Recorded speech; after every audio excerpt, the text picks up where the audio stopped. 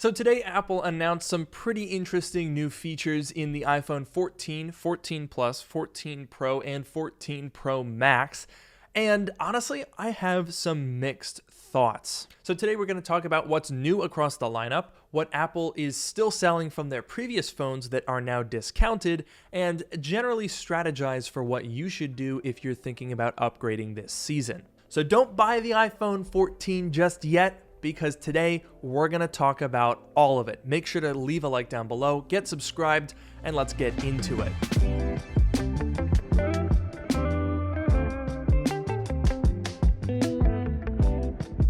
So first off, a big shout out to iFixit for sponsoring today's video. As we saw earlier this year, Apple has started to offer the parts and tools for repairing iPhones, and the iPhone 14 will likely be no different. However, if you don't want to do it Apple's way, iFixit has been doing this for years with instructions that are more easy to follow and parts and tools that are more cost effective. Plus, right now, if you click the link in the description below, you can save 20% off iPhone and Google Pixel parts. So if you don't want to upgrade, that's a pretty nice little bonus. But if you are upgrading this year or thinking about it, you're probably wondering which iPhone you should go for. And honestly, there's a huge spectrum. Upgrading to the new iPhone doesn't necessarily mean you're selling last year's iPhone and buying this year's brand new one. It could also mean that you have the 2020 iPhone SE and you want to buy the iPhone 13 mini now that it's cheaper.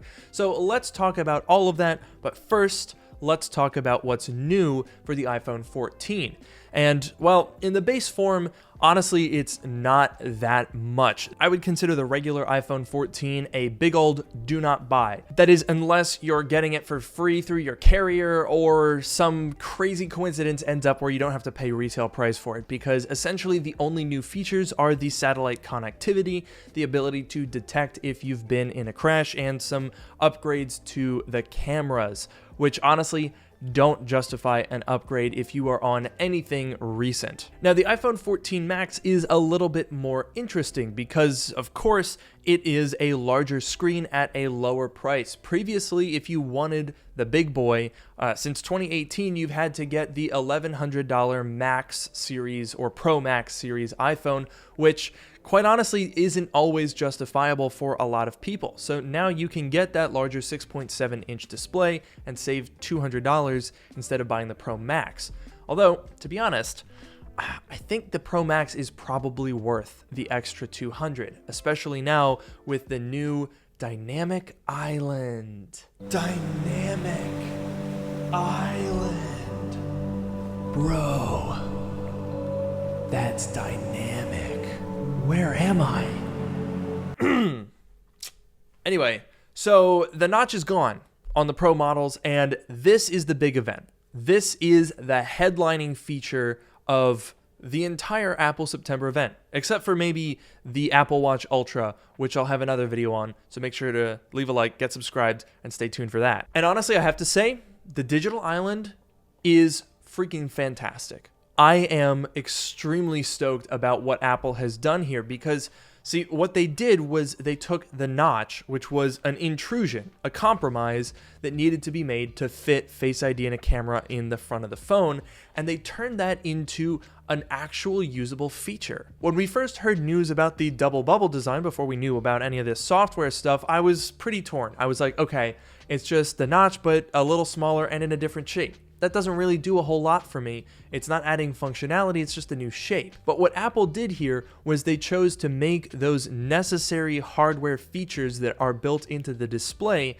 into an actual functional part of the iPhone. If you're listening to music, the album art is going to show a little icon over there. If you're doing a voice memo, you'll see that over on the screen. Whatever your thoughts on it are, this is actually legitimately innovative. I'm very happy with the new Dynamic Island, even if its name is stupid. But it wasn't just the Dynamic Island that really sets the Pros apart, it's also the camera system, specifically this new 48 megapixel primary lens, which is just an insane amount of resolution, and you can shoot. Now, do I think that's going to be a game changer? Well, for professional photographers that do actually use the iPhone, absolutely, and there are a number of those people out there, but chances are if you're watching this video, more likely than not, the camera system isn't crucial to your use of the iPhone.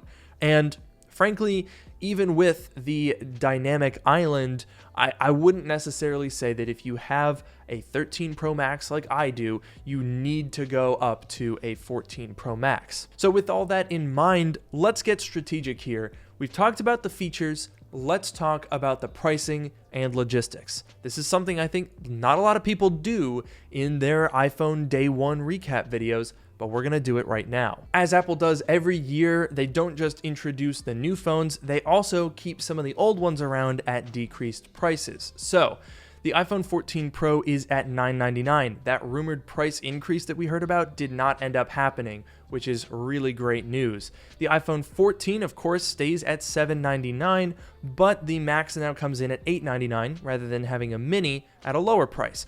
However, they did in fact keep the iPhone 13 and 13 mini and the iPhone 12, but not 12 mini. So definitely a little bit confusing there, but basically the way that this works is for $599 you can get an iPhone 13 mini or an iPhone 12 regular, and then for $699 you can get the iPhone 13 regular. So the 6.1 inch iPhone lineup goes iPhone 12 $599, iPhone 13 $699, iPhone 14 $799, and all of those phones look extremely similar and have very similar feature sets. So if you are buying a new iPhone this year and you're looking at the 14, you should probably also look at the 13. Although you probably shouldn't save that extra $100 and get the iPhone 12 because that only comes with 64 gigabytes, so I think it's definitely worth it to just get the iPhone 13 instead. Now, if you do have your heart set on a new iPhone, I can understand that you wouldn't want to buy an iPhone 13 in 2022. It's not the most exciting phone anymore,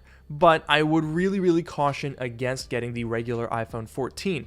I think the 14 Plus you can make an argument for because for the first time, you're getting that super big bright display and you're also getting better battery life in addition to the satellite connectivity, the crash detection, and those new main cameras. But now we got to talk about the iPhone 14 Pro because obviously that's the more exciting phone with all the fancy, nice new features that people are really going to be excited about. I want to talk about trade-in values because obviously when you look at $999 starting, $1099, $1299, $1499 price tags, those are really expensive. However, I think it's pretty unlikely that people buying this phone are going to be starting completely from scratch, paying all of that money up front with no trade-in or previous phone that they can sell. And right now, Apple's trade-in prices are not bad, honestly.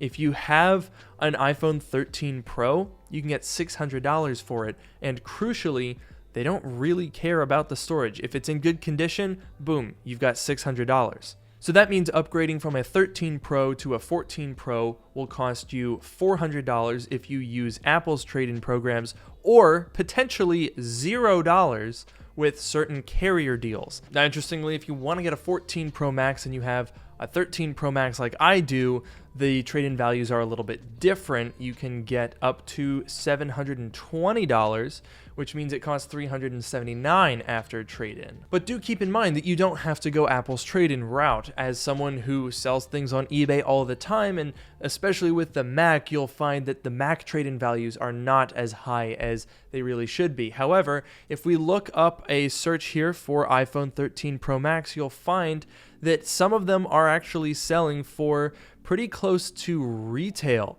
but some of them are down to about $780. So you could roll the dice here and see if you can sell your 13 Pro Max for $930, which after eBay selling fees would be a little bit over $800 and get you a little bit extra towards your new upgrade. So that could be a way to go. Honestly though, I think Apple's trade-in prices are pretty competitive given the convenience of not having to photograph, pack, and ship your phone. So I think you've got a great option either way. Now, in terms of other trade-in values, I think it's pretty likely that people will be coming from stuff like an iPhone 11 Pro Max, and I think $370 is probably a little bit on the low side. A quick search will reveal that people are selling 11 Pro Maxes for around $575, or maybe $500 if you have a 64 gigabyte one. So doing the math on that, if you can sell your 11 Pro Max for about $500, then after fees you're looking at maybe $450, which is pretty decently higher than what Apple is willing to pay you. But again, not such a discrepancy that I would say don't trade it in. I mean, heck, look, they'll give you $40 for an old iPhone 7 that you have sitting in a drawer somewhere. So if you do have a phone, especially one you're not using, put that trade-in dollars to work and get yourself an upgrade if you, in fact, want one. Now, I know a lot of people are going to be saying, oh, but what about the redesign? What about this and that? Look, here's what it comes down to. Apple is on a 3-year cycle now, so I would expect that next year there will in fact be a redesign. But the way Apple is spacing out their upgrades now, it seems like they're sort of trying to avoid super cycles. I mean, look, if I'm a company like Apple, this makes sense to me, because if I just go balls to the wall and go hog wild and launch some crazy phone and everybody buys it, then the next year I know that I'm going to be in a really tough spot, because I'm going to either have to try way harder than is possible to get out a phone to top that, or I'm going to have to go and explain like, okay, well, I know we sold less this year, but don't tank my stock price. It honestly makes sense. And I don't think that the times of wait for next year, it's going to be the big one, are really as applicable as they were, especially when you consider that iPhones have such good residual value that it's possible to justify upgrading every year or every other year. But chances are, if you're watching this video, you probably already knew that stuff. So don't let this be the deciding factor in whether or not you upgrade. Let the reviews speak for themselves next Friday, which of course you will find here on the channel. So make sure to leave a like down below, get subscribed so you don't miss that. And with that, I will see you guys in the next video.